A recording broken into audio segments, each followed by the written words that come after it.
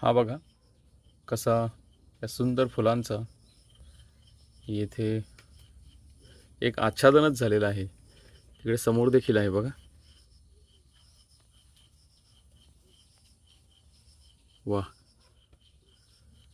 ही बघा, ही अशी फुलं आहेत ही। नमस्कार मंडळी, मी सुनील डिमेलो वसई। मंडळी, इकडे एका बावखला शेजारी आहे आणि इकडे बरीच आता हे कोणती झाडं आहेत, कोणत्या झाडाची ही फुलं पडतायत बघा, कशी टप टप टप टप फुलं पडतायत बघा। आणि खाली त्याचा असा रंगीत छान सडा पडलेला आहे। खूपच सुंदर दृश्य आहे हे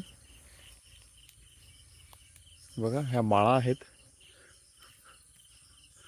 आणि इकडे बऱ्याच मधमाशा देखील छोट्या छोट्या घोंगावत आहेत ह्या फुलांपासून मध घेण्यासाठी। हे बघा कशा माळा आहेत ह्या, आणि खाली त्याचा असा रंगीत फुलांचा सडा पडलेला आहे।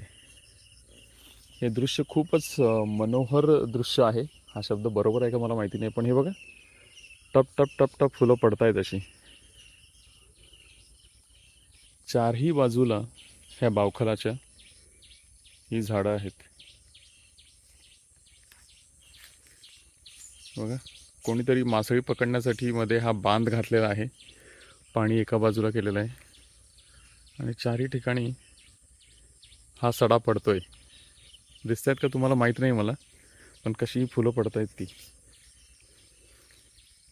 वाह, मला थोडा काही दिवस उशीर झालाय बहुतेक, त्यामुळे बऱ्याच मोठ्या प्रमाणात ही फुलं पडलेली आहेत अगोदरच, आणि झाडावर इतकी दिसत नाही आहेत।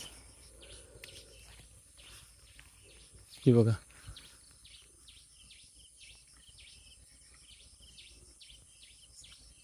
वाह, सर्व जणू काही तोरण बांधलेली आहेत चारही दिशेला।